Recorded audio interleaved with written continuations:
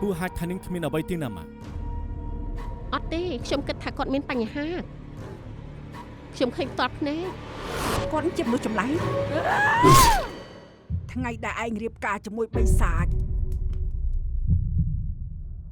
វាសន្សឹមរស់នៅក្នុងខ្លួនតែមួយជាមួយឯងបងមានរឿងអីលាក់បាំងនឹងខ្ញុំប្រាប់មកបងស៊ីទីនិយាយរឿយថាបងរ៉ាន់ទីចម្លែកគាត់ចូលចិត្តសាច់តែឯងបាទម៉ា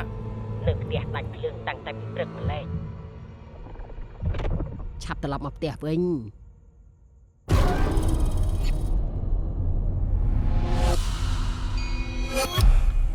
ខ្ញុំចាំបានបងរ៉ាន់ទីនិយាយជាមួយស្រីម្នាក់ក្នុងមន្ទីរពេទ្យគាត់អាចពាក់ព័ន្ធនឹងរឿងនេះអូនបើកទ្វារបងនឹងមិននិយាយអ្វីទាំងអស់គ្រាន់តែនិយាយគ្នាឯងមិនអនុញ្ញាតឲ្យចូលក្នុងទេ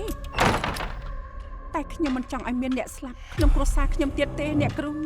កូននេះណាកូនណែណា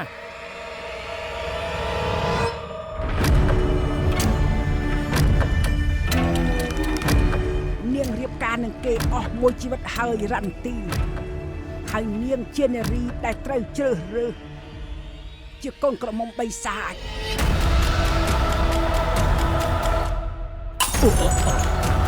អេ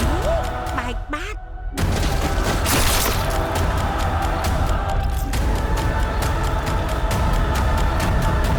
នេះណា